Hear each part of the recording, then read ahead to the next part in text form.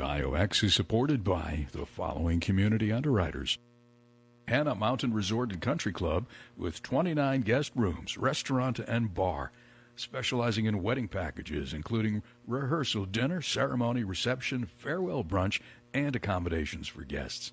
And golf memberships are available for Hannah's 18-hole championship golf course. Information at hannahcountryresort.com or 845-586-4849. Watershed, Roxbury's Front Porch Cafe on Main Street in historic Roxbury. Open every day from 7 a.m. to 4 p.m. with a collection of wines, craft beers, cider, and spirits to accompany a menu of fresh, casual food, espresso, and friendly service. Roxbury's Front Porch, Watershed, Main Street, Roxbury. Coffee, cafe, cocktails, and community. WatershedRoxbury.com and on Instagram at Watershed Roxbury.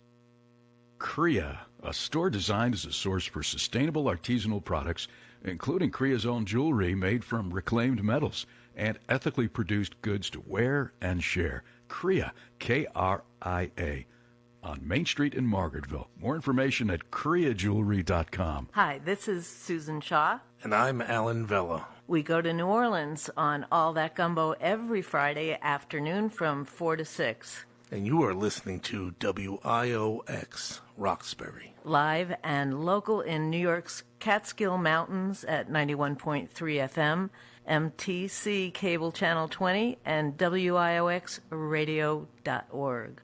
WIOX is supported by the following community underwriters.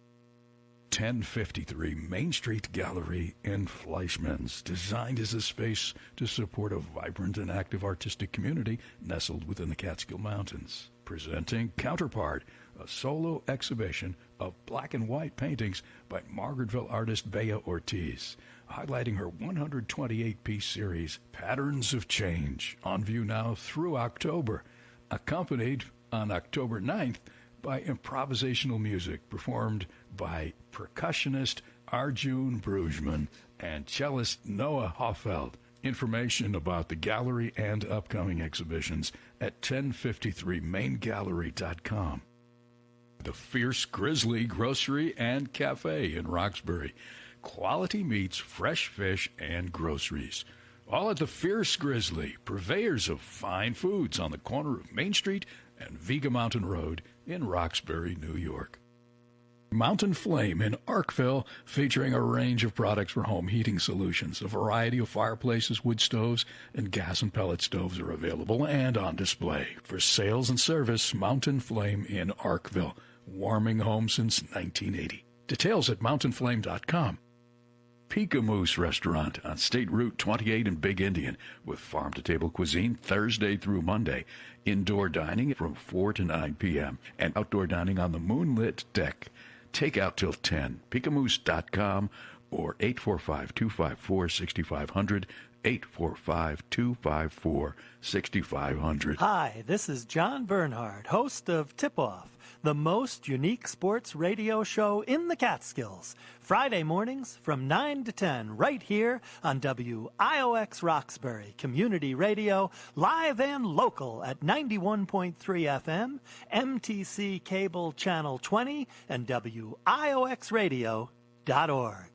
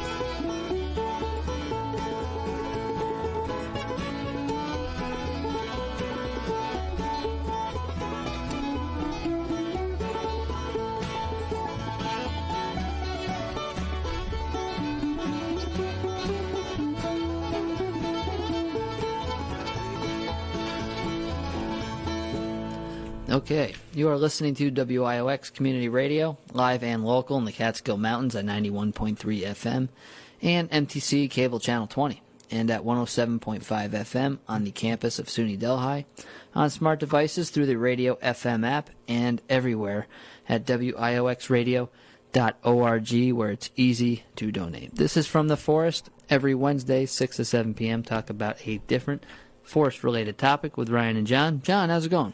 Oh, not bad. We have a beautiful fall day out there. Yeah, it's gorgeous out. Yeah, good day for a hike. I can't complain at all. So what have you been up to? Well, I hate yellow jackets. I'll just say that. There's a lot of them around this year, no? Seems like it. I've seen a lot of them. Seen a lot. You're usually the one who gets stung. So I didn't get stung, but I got stung. Did you? Yeah. Well, you could have them. I told you, they chased me all the way up about 120 yards up the hill. Yeah, I usually get stung 2 or 3 times a year, get swarmed, but this time I didn't get stung. These guys, they came in through my eaves, through the attic, somehow got into the insulation in the attic. My wife gets home from work, says she could hear something above our bed. So she pokes her finger, and her finger goes through the drywall. What? Into the nest. She said she could feel bees on her finger. Get out of here. She didn't get stung. She pulled her hand out quick enough. But they had chewed the drywall so thin, there was nothing but the paper lining and a little bit left hanging on. No shit. Wow. Never mind. So last night, I tore down the drywall. Yeah. And removed like 4 feet of insulation and put it all back up, re-spackled new drywall, and that was my evening. Did you kill him first? Yeah, well, this happened last Wednesday. So this was last Wednesday.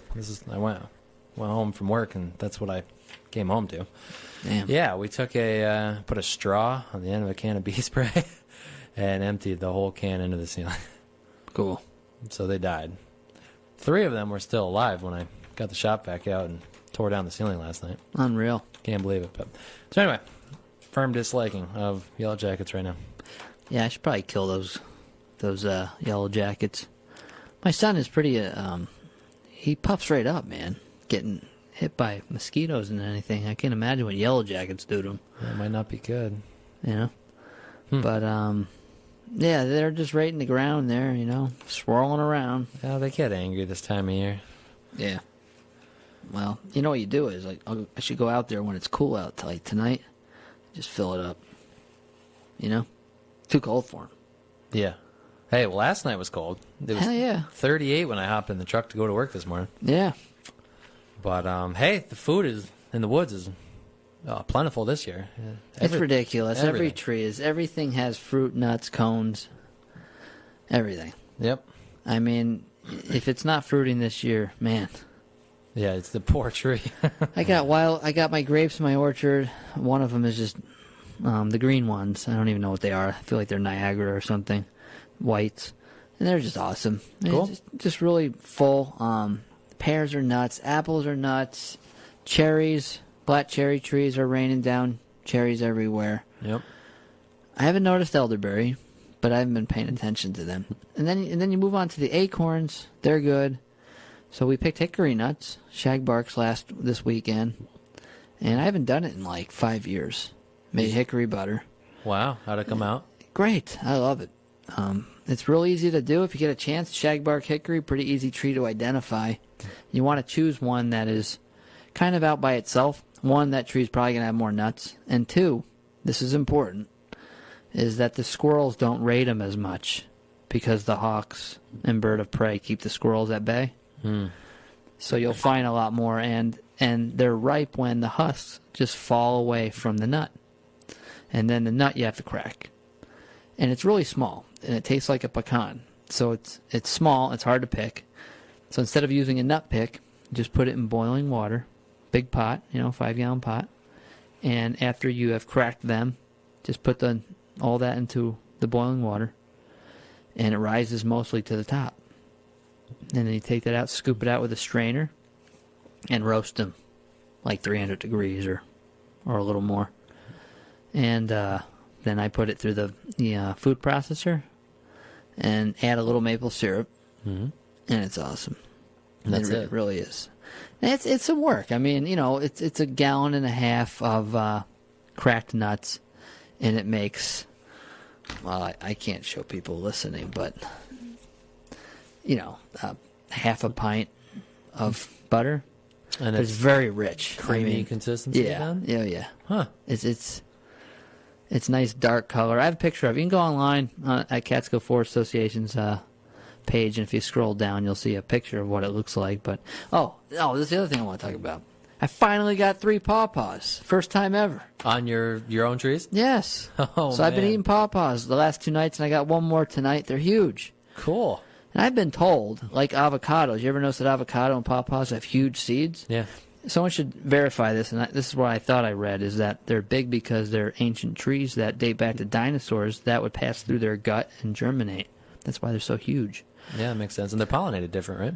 They're pollinated, yeah, a lot different. They're an ugly flower on a pawpaw, which I saw this year. They're a maroon, dead-looking thing that you're like, oh, is that a dead thing? Should I prune that? Oh, no, it's a flower, And they're pollinated by beetles, I guess. Beetles and flies, right? Yeah, something like that. And they're really good. I think they're good. They're better if you put them in the freezer about a couple hours before you're going to eat them. And the texture's better. Otherwise, they're kind of gooey a little bit. But if you freeze them a little bit, it's like eating ice cream, kind of. Wow. Well, we'll see. How cinnamon, long cinnamon and maple syrup, just a little bit on them, and they're good. Eat them with a spoon. How many years did yours take? Oh God, I don't know. I think I planted those in 2012, 13. Damn. It's a long time, man. But I got a bad site. My site's not great. It's heavy clay, and I have to be very finicky about where and when I plant and all this. But they're actually a healthy tree. There's not right now, knock on wood. There's few pests, if any, that attack pawpaws. I mean, the leaves are always green, and they look good. Well, I've got 2 in the ground as of this summer, so we'll see. Yeah, mulberry, another good tree. No pest issues. Just growing like gangbusters. Yeah, there's an elm tree at the corner of my yard that was there when I moved in, but it's now looking very poor, dead, dying. So I think mulberry's going to replace it. Yeah, absolutely. Other thing I've been up to today, there's a resurgence of mushrooms. This wet weather, pick some maitake or hen of the woods. Where you want to look for those is, I don't like to see oak trees cut too often, but when they are cut, you'll find hen of the woods growing right on the stump. And that's where it was. And there's a second round or whatever of chicken of the woods, the orange one. They're coming back out right now. Cool. Yeah, a friend of mine clued me in on that, and then I went for a walk that day and saw chicken of the woods just growing out. So that's a really good one. And other than that, I'm down to my last steak of venison, and this Friday is opening day of archery season for deer, bear, whatnot. So that's good. I'm not going to go hunting, but I like to go hunting around third week, October. Weather gets a little cooler, deer moving. Yeah, I mean, that's when archery season used to begin, October 16th or somewhere in that third, I don't know, whatever Saturday they chose. Yeah. Not to say I like the opportunity is there to go, because I might. Right. But it's nice to have. Get a few more days like today, it'd be perfect. Oh, yeah. Yeah. I'm going to try on Sunday afternoon, I think. But that's my only opportunity, because if I get one later in the week, it's going to really screw up plans, because I'm going away after that. Going to hit the Maine Northwoods for a week. Nice. So I'll report back on what I find. Yeah, that'd be cool. Yep. See if you see a moose. We're going to try. You try, yeah, that's cool. And cider. Made some 5 gallons of cider, and it is just frothing out of the fermentation lock as we speak. Put a towel under it. The thing is really going to town. Cool. So, yeah, I made 2.5 gallons, but I did not ferment it. I went the other way. I processed it and canned it. So yeah. Try that route and have some fresh cider throughout the winter. But I don't know, bourbon drinks, it's good with that. I think so. Yeah. It's very good. So we'll see how it goes. Got some plans for that. But tonight's show is forest density and health. And I know Catskill Forest Association's president a few weeks ago talked about this, but yeah, I also want to talk about it as well. I think it's a big deal that's going on. And I'll start out with the analogy of the broken dehumidifier. I'm sure maybe you've talked about the dehumidifier on maybe consultations for the Catskill Forest Association. I know I do. I talk about this all the time when people right now are calling about their apple trees, right? They're dropping their leaves early. Some of their spruce trees are dropping their needles, or they have fungal issues or insect issues. And a lot of that is going to be related to the dehumidifier, I think. Some of this is hypothesis, some of this is in research.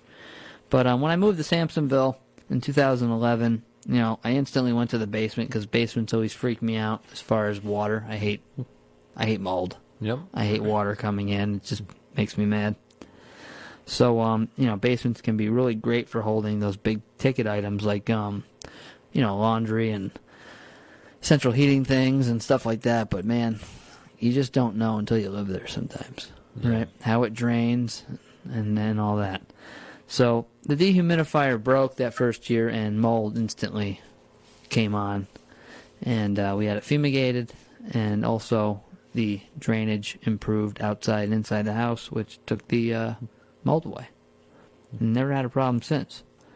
So what does that have to do with the forest? A lot to do, I think. There's increasing density in the forest throughout the Northeast, and forests are just getting more dense.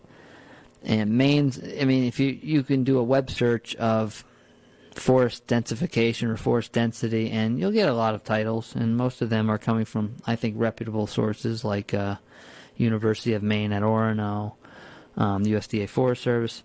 So Maine's forests are getting denser, more susceptible to insects and diseases. This is one article by the University of Maine at Orono.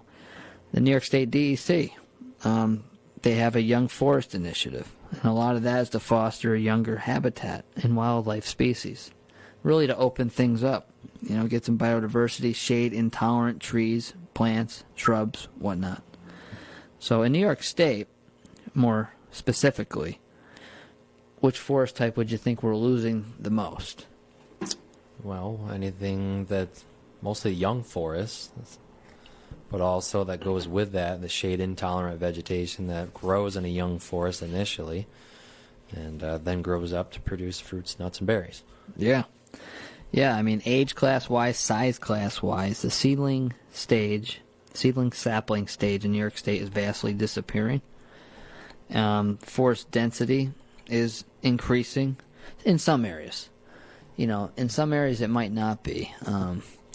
But in the Catskills, I would say our density is increasing. What is density? How would you define that term? It is the number of trees that can occupy any given space, known as the live tree size density metric. So, another way to say how it is how dense an area is canopy closure, right? Low, medium, and high, completely closed. The canopies, that would be high density. And this is what we're going to talk about, because this is this article right here by UMaine's Dr. Aaron Weiskiter in Scientific Reports. He characterized it as the relative density of U.S. forests has shifted higher levels over the last 2 decades, with important implications for future dynamics. And density can be defined in this study by canopy closure. I like that. It's simpler. You can see that. And you can't define density as stem density, because in a young forest might have a lot of light coming through, yet you still could have 1,000 acres or 1,000 stems per acre or more, right? Yeah, there's another term out there, basal area, that foresters use, and that's square footage of those stems over an acre, right? And you add that up, and it can give you like 70 square feet or 130 square feet. And then there's stocking charts that you can use to say how dense an area is. Mm-hmm. So, in forestry, school and stuff, you use this. You use a prism, and you can find out what the density is. A lot of our stands are overstocked. So, and there's charts for species and different forest types, and you can reduce it to a certain basal area. But that is kind of confusing. Right. To most people. That's why I like the canopy closure. You can see it. You can walk out there and say, yeah, all these canopies are completely closed. So. Yes. But. Yeah, most forests you walk in are. And what I was about to say is that it could be a older maple stand that only has, 30, 40, 50 stems per acre, but these big giant crowns to them that are still touching. Yeah. Yeah. And that's still a dense forest. Absolutely. If you're just tuning in, you're listening to From the Forest every Wednesday, 6 to 7 p.m. Tonight's topic is forest density and health.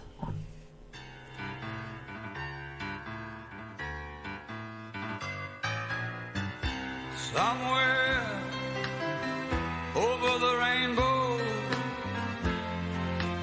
bluebirds fly. They're flying high over that old rainbow. I wonder why, Lord, can't I? Somewhere over the rainbow,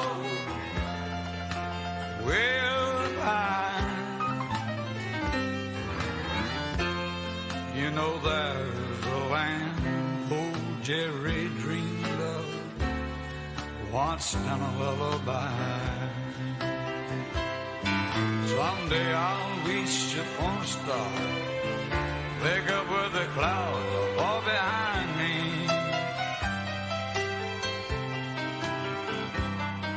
Where kisses are melting like lemon drops, way above the chimney tops, that's where you'll find me. Somewhere over the rainbow,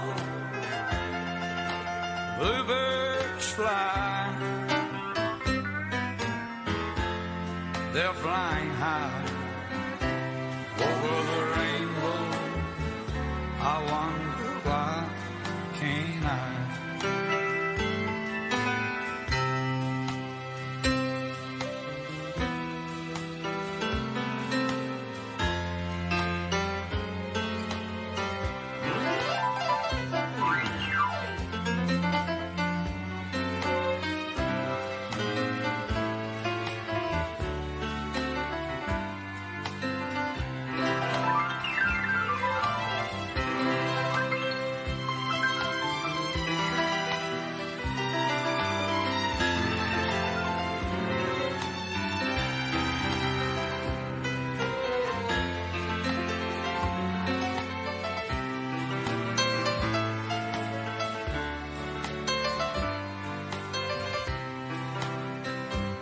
Someday I'll reach upon a star, wake up where the clouds are far behind me.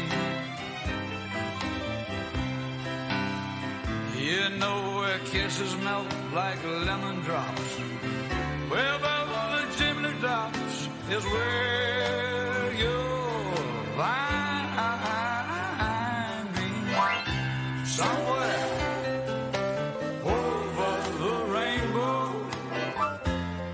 bluebirds fly. My God, they're flying high over the rainbow. Why can't I?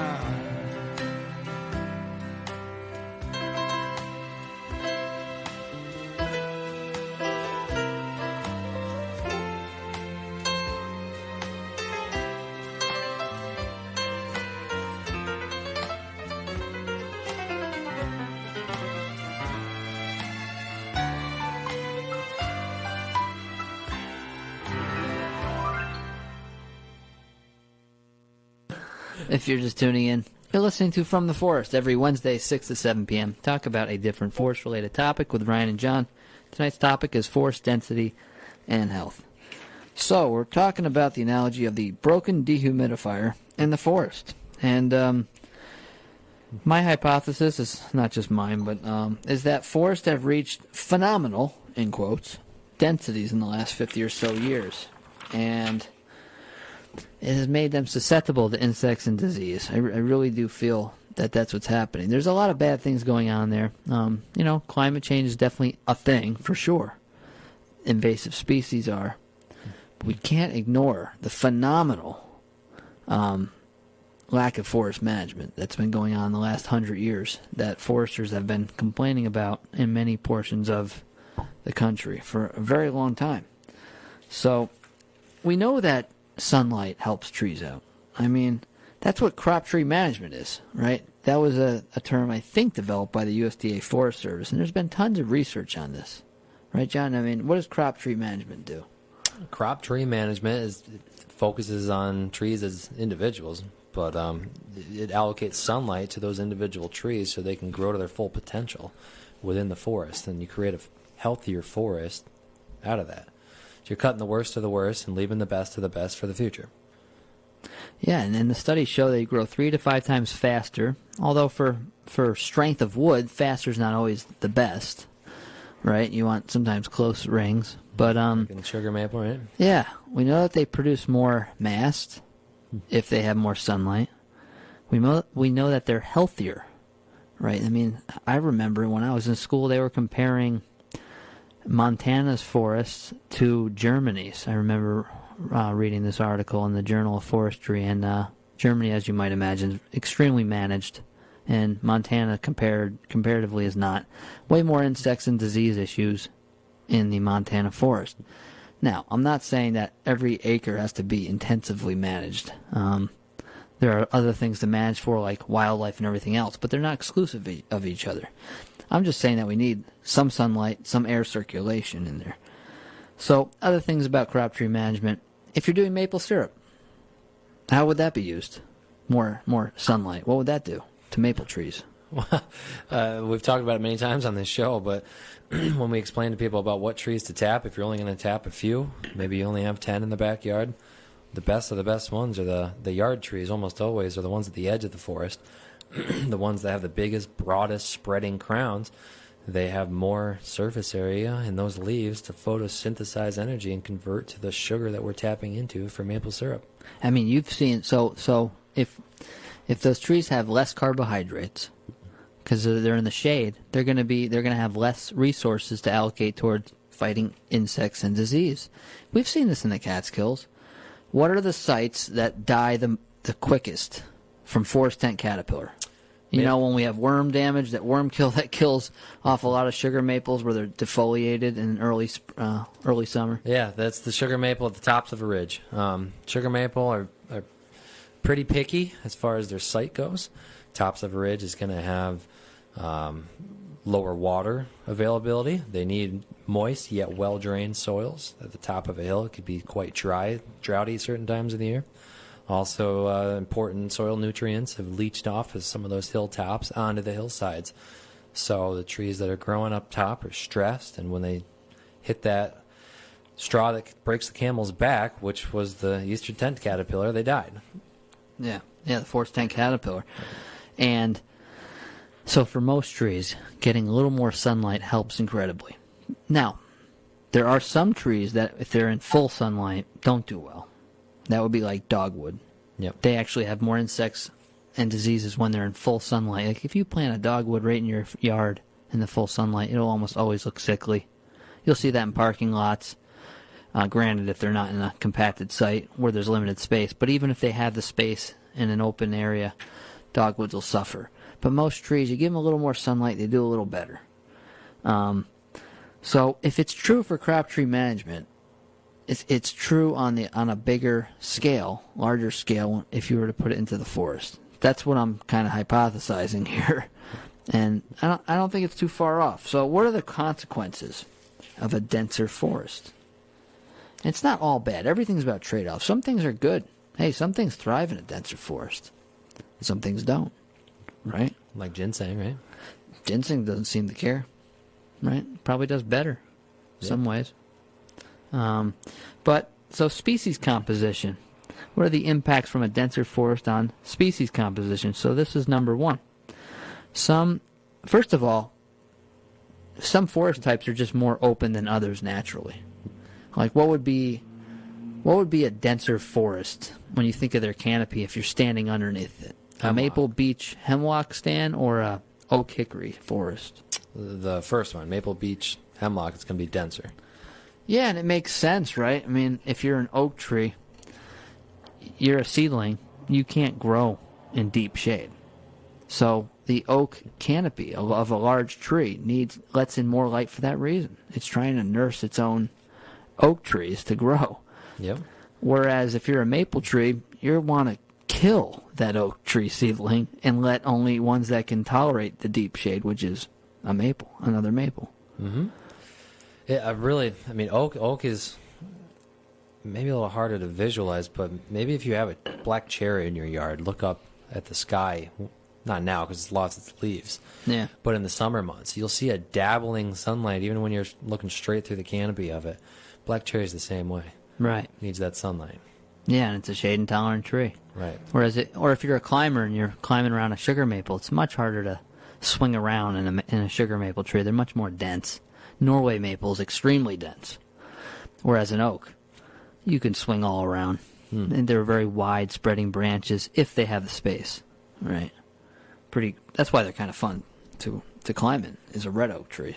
Most fun tree to climb in for sure. So what I'm saying is a denser forest is basically leading towards the elimination of shade intolerant trees and plants. We've talked about this many times before, but it's I think it's important, should be revisited over and over again. No, but yeah, the denser forest is definitely favoring shade tolerant trees, which is the maple and birch. And when I say birch, that's confusing to some people because not all birches are the same. Yellow birch is a shade tolerant tree, whereas white birch or paper birch is not, and that needs disturbance. So hemlock would be the most shade tolerant, but hemlock's got issues, right? Mm-hmm. With the insect issues.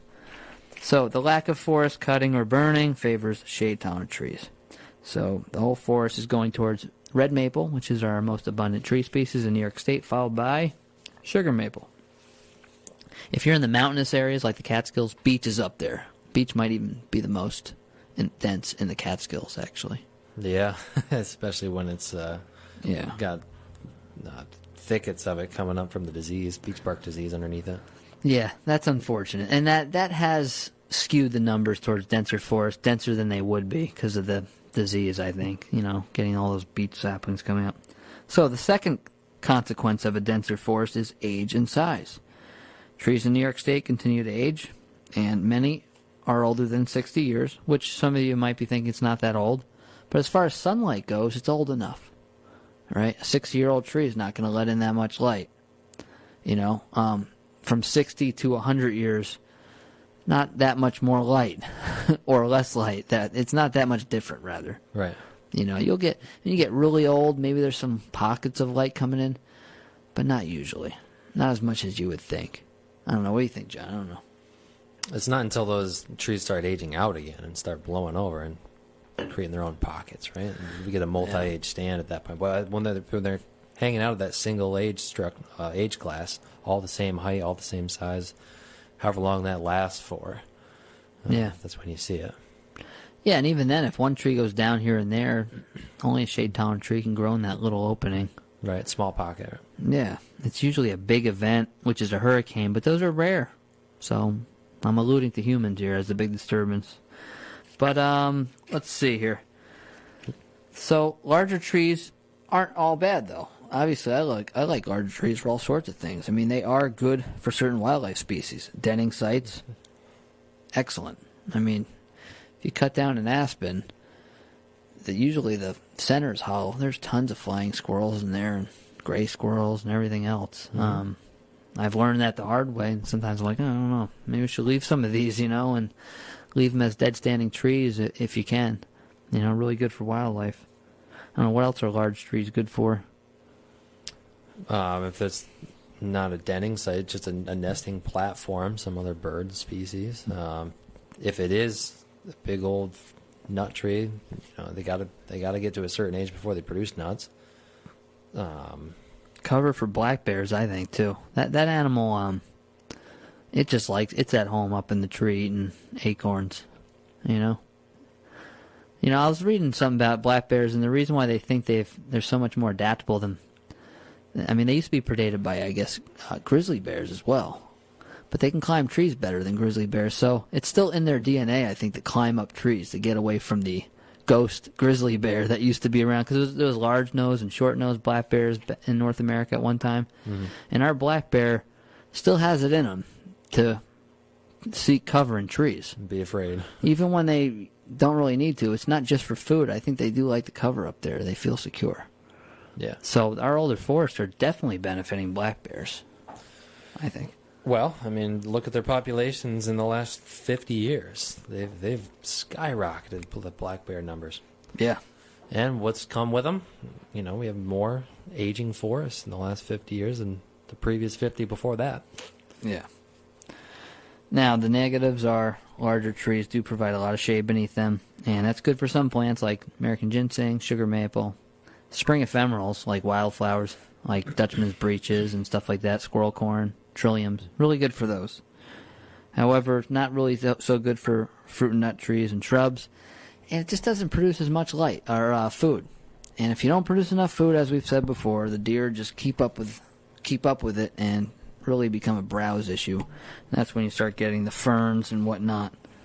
And that can affect, and if they browse away all the vegetation 5 feet below, that impacts all the other wildlife species as well. So, which brings us back, so it's moisture underneath these larger canopies and a lot more humid, you know, which brings us back to this dehumidifier thing going on. But the thing is, people have come around a little bit about this forest densification. You know, the lack of vegetation from over deer browsing and younger trees and plants has really impacted organizations that care for wildlife, like Audubon. A lot of these songbirds are ground nesting songbirds. New York Forest Owners Association created the Renew New York Woodlands for this reason. And Audubon is one of the biggest advocates for cutting now, for producing young forests for that very reason, trying to get early successional forests, biodiversity. And when I say biodiversity, I'm really talking about shade-intolerant trees and seedlings, saplings, whatnot. So, and the third thing we'll talk about next is mesification, which I didn't coin the phrase, but Mark Abrams, who's been on our show before from Penn State, did. And we'll talk about that next.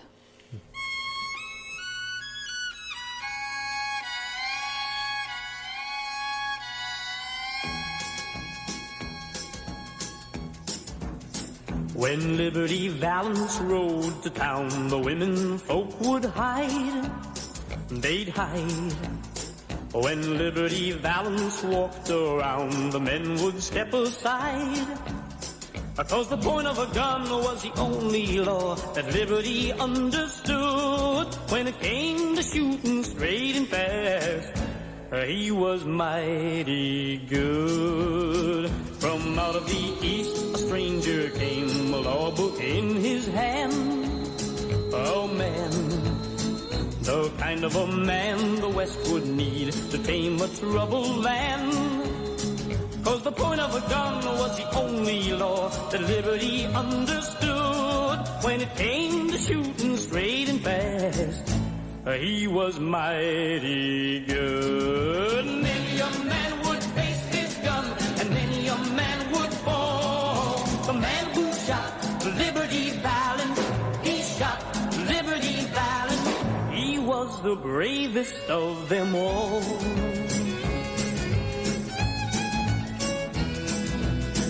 The love of a girl can make a man stay on when he should go. Stay on, just trying to build a peaceful life where love is free to grow. But the point of a gun was the only law that Liberty understood. When the final showdown came at last, a law book was no good. Alone and afraid, she prayed that he'd return that fateful night.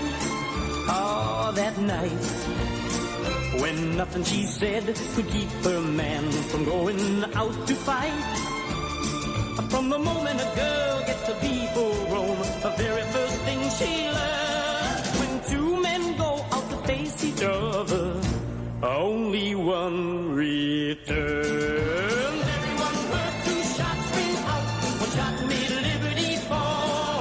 The man who shot Liberty Valance, he shot Liberty Valance. He was the bravest of them all. The man who shot Liberty Valance, he shot Liberty Valance. He was the the bravest of them all.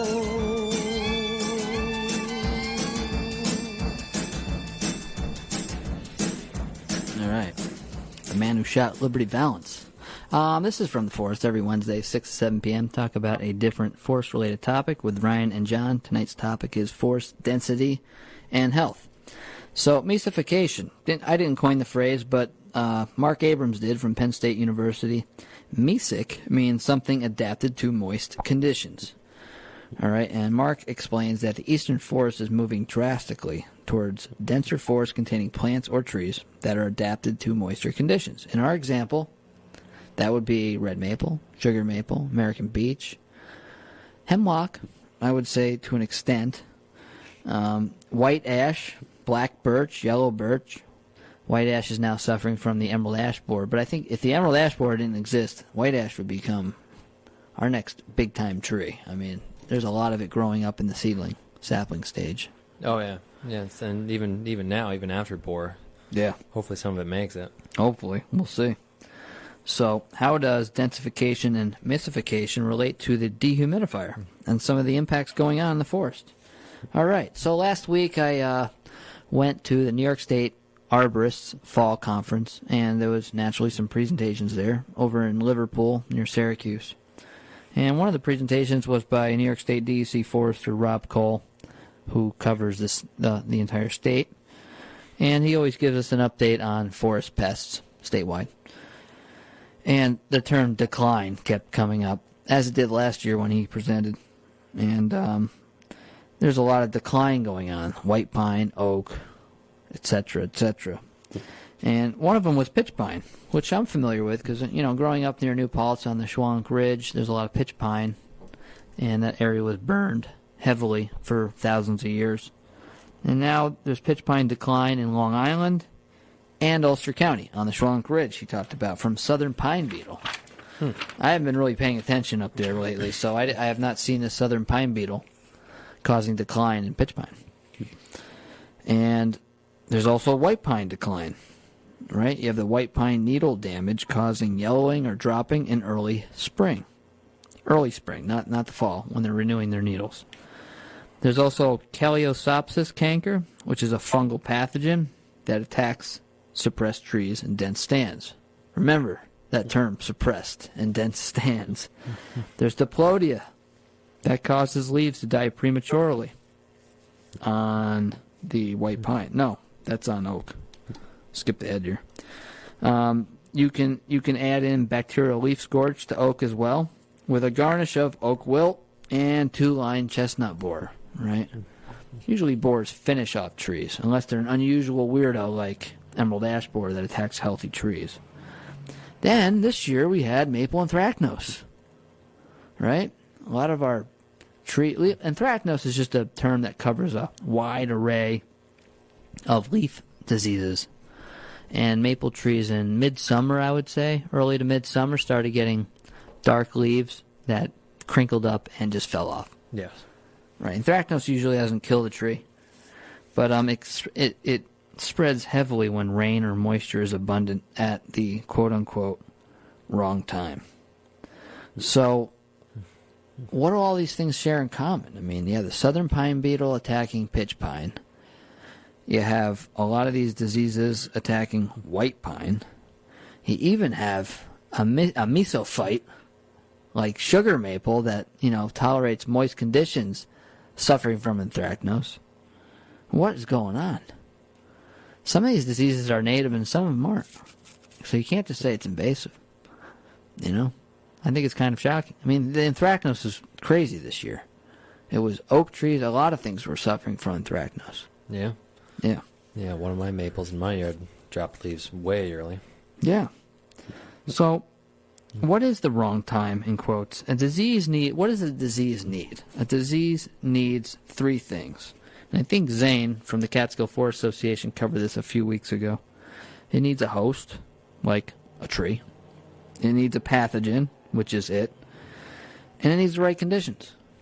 All right? It needs those three things. So, yeah, granted, I'll concede that perhaps the weather has become rainier. And rain definitely spreads spores of leaf diseases, for instance. But however, we can't ignore that foresters have been sounding the alarm for a long time about forest density and the lack of forest management, even before climate change was a thing. I mean, long time. Our forests no longer, I would contend, have a dehumidifier. And you might say, well, how did the northeastern forest survive before without humans? Humans have been riding that glacier for a long time, and we've been there right along as they've been growing. Northeast doesn't get natural fire. It only comes artificially through humans. So forests are facing more invasive species. I'll concede that point as well. There's definitely more non-native invasive species attacking our trees and plants. Emerald ash borer, hemlock woolly adelgid, elongate hemlock scale. There's no doubt. You have the chestnut blight, Dutch elm disease, right? To name a few. But there's a lot of native species that are also getting their butts kicked by native diseases as well. So what's going on with that? And also the climate impacts, not yet, it's not totally understood what their impacts are, climate impacts on trees. Not yet. But what we do understand is that trees are healthier. We do know this with added sunlight and some air circulation. So, let's use an example. We talked about crop tree management before. But, I can point to some study and probably no one will read it. So let's point to something you can see right outside your house. Sure. All right. A Norway spruce hedge. What is something you always see wrong with a Norway spruce hedge? Now, Norway spruce used to be the dynamite tree. When it's left alone to its own devices, meaning with space, it does really well in the Catskills. But there's a lot of subpar Norway spruce trees now. Mm-hmm. So what do you think? A lot of them are looking thin. Yeah. Well, mostly towards the bottom. What's one cultural thing that people have done to Norway spruce? Oh, Because they want to block that house, yeah, right? they're using them for view shed blockages or screens. Screens on the side of the road, yeah. Yeah, and you always notice that they were planning on 8-foot spacing. 12 foot if they're lucky. And those trees are always suffering. I have so many pictures and examples and consultations with, I could give fungicide to this tree if it's being attacked by some needle blight, or I could dump another chemical to kill Cooley spruce gall or spruce gall adelgid. But you know what the real problem is? The culprit, the main factor, is they're too close. They were just planted too close. The stress. They can't get up and walk and move away. The dehumidifier's broken. They lack air circulation and sunlight, and you can even see on the sunnier side there'll be less Cooley spruce or spruce gall adelgid. There'll be less needle blight. And then you look at the tree that's in the open, and it's doing phenomenal. Right? The Norway spruce that's left alone is doing great, and the ones that are planted too close together are doing poorly. Over and over again, man. Apple trees. Apple trees are a great example. There's a tree that grew up in, I think, Kazakhstan, where it's much drier than the Northeast. And it's been obviously manipulated for thousands of years in Europe and stuff, and finally makes its way to North America. But it still has that Kazakhstan dryness that it likes. Well, when we get a lot of rain, it suffers, because it is from Kazakhstan. Mm-hmm. And it drops its leaves early. And where does it drop its leaves first? The bottom. The bottom. Always. Towards the tops, where there's air circulation, sunlight, the leaves are sometimes fine. Right? Mm-hmm. Doing great. Doing dandy. So these are things that if you take that individual tree and expand the scope of the forest, I think it holds true still. I have to think that makes sense. Yeah. No, I could see it. I mean, what do you do, though? I mean, we're talking about the whole Catskills. Well, we can't get crazy. We can't cover the whole Catskills, but you can start on your own land. And that's what we kind of do when we're not on the air here at the Catskill Forest Association, right? And, most people own 10 to 20 acres. Most of the land includes 10 to 20 acre forest owners. So, yeah, go open up your trees, cut the right trees, leave the right ones, and you can improve air circulation and sunlight. So Some will contend that forests don't need humans. So how do you repair the dehumidifier, right? Is that what you're saying? Yeah. Exactly. Some will contend that forests don't need humans. And I get into this debate. It's a philosophical debate, and I like philosophical debates. Those are fun. I really do. But forests, I agree, they don't necessarily need, in quotes, humans. They'll grow just fine without them, right? But there's always a trade-off, Forests without humans will favor, as we just covered, shade-tolerant trees or plants in higher densities at the expense of sun-loving, edible plants and their associated wildlife. So, an apple tree will produce fruit without humans. It will. Just produce more if you prune the darn thing. Yep. Right? It'll last longer. It can be improved. That's all. And I think that's a fair, optimistic, hopeful point to make. Humans are not perfect, for sure. We have introduced and spread plenty of invasive, in quotes, insects, diseases that require mitigation. So, we have introduced these things, and maybe we should mitigate them as well. Mm-hmm. We are also assuming that humans have not recently broken the forest dehumidifier in the last 100 years. So what do I mean by that? What I mean is I think we've artificially suppressed fires. Now, in the Northeast, we only get really artificial fires. But when you get out in the West, we've been suppressing fires so long, some of these forests might be artificially dense. Maybe denser than they ever have been. Now, I'm conjecturing here. I'm hypothesizing. But some of these forests might be more dense than they ever have been in a long time. I can say on the Shawangunk Ridge, I bet you that forest is way denser than it has been in thousands of years. I can just tell by the vegetation. Pitch pine was way more numerous. Looking at photos, talking to people who picked blueberries, and just looking at the plants growing there, that place is way less dense before 1944, when fire was a big thing up there. That place is so dense now. There's so many fuels, it's waiting for a big fire. Mm-hmm. That's actually a place where you could get a large-scale canopy fire in the Northeast.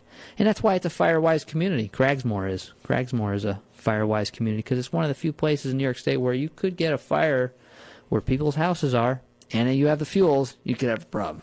Right, well, not too far from there, Sam's Point in 2006, 15, 14. They had a problem. Burned. Yeah. Yeah, 800 acres or so. Right. So, fire suppression is, not letting any fires go is also a management strategy that I think is maybe brought the forest the other way, too dense. Something to think about. It's well documented also just how important fire was. We know Native Americans used it probably since the glaciers receded. But, think about what is fire? Other than producing sunlight and all that, what does fire do? I don't know. It's ancient disinfectant, man. Oh, sterilize, right? Oh, hell yeah. It is. It renews the soil.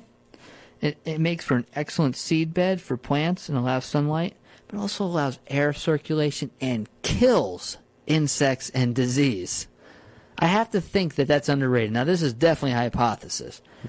But, man, it's like you have a petri dish under this mesophytic, moisture-loving forest that's just constantly growing and inviting more things and diseases. Fire would disinfect that. Now, we're probably not going to get fire in the Northeast or in New York State anytime soon, but cutting can mimic it in some ways. Not as good as fire, probably, in mitigating maybe some of these diseases, but I'm just using the fire as an analogy for disinfectant. That's all. Now, would one person argue that as these forest pests and disease move through at maybe abnormal rates due to densification, cause natural openings in the canopy and start naturally thinning because of that? Maybe. I just haven't seen it where it takes down so many trees. There's nature abhors a vacuum, right? Something instantly grows in it. True. But it's usually another mesophytic tree. So yeah, it is killing trees, these diseases and stuff, but usually another mesophyte like maple, beech, and birch just usurps the space and nothing comes back like an oak, hickory, or whatever. Yeah, and maybe not from the forest floor even, from the sides, from existing trees, closing that canopy gap just by expanding their crowns. I mean, hemlock is just, since the 1980s is so susceptible to hemlock woolly adelgid. And I don't think there's enough research on the benefits of thinning on hemlock. Are they less susceptible? A lot of foresters claim they are. They are less susceptible to woolly adelgid and elongate hemlock scale if they're if they've been thinned around. I don't really know the exact answer to that, though. Most people don't thin hemlock stands because it's not high value. It costs money to do it. Right. So, I don't know. There is the age thing, too. I mean, trees are aging out, and a lot of people say, they can live 400 years. Most trees, they really run into problems around 150, though. I mean, trees can. Like a red maple can grow 300 years old, but 100-plus years old is when it usually starts cracking apart mechanically. Its crown recedes quite a bit. So, But, let's see. The good thing is that this is all reversible. It really is. I mean, adding sunlight is a cultural problem, and it's not something that can't be done. It's been done in the past, and it can be done in the future. We have thumbs, and we can manipulate sunlight in many ways. But that's all the time I got on From the Forest. And up next week, we're going to have John Michelotti on from Catskill Fungi, talk about mushrooms. Excellent. Those weird things. Had a good year to look at mushrooms. Yeah, been pretty good for that. That's something that thrives. There you go, John, in the rainier conditions. All right, have a good night. Good night. Oh, the neon lights were flashing and the icy wind did blow. The water seeped into his shoes and the drizzle turned to snow. His eyes were red, his hopes were dead, and the wine was running low. And the old man came home from the forest. His tears fell on the sidewalk as he stumbled in the street. A dozen faces stopped to stare, but no one stopped to speak. For his castle was a hallway and the bottle was his friend. And the old man stumbled in from the forest. Up a dark and dingy staircase the old man made his way. His ragged coat around him as upon his cot he lay. And he wondered how it happened that he'd ended up this way, getting lost like a fool in the forest. And as he lay there sleeping, a vision did appear. Upon his mantle shining the face of one so dear, who'd loved him in the springtime of a long forgotten year, when the wildflowers did bloom in the forest. She touched his grizzled fingers and she called him by his name. And then he heard the joyful sound of children at their games, in an old house on a hillside in some forgotten town.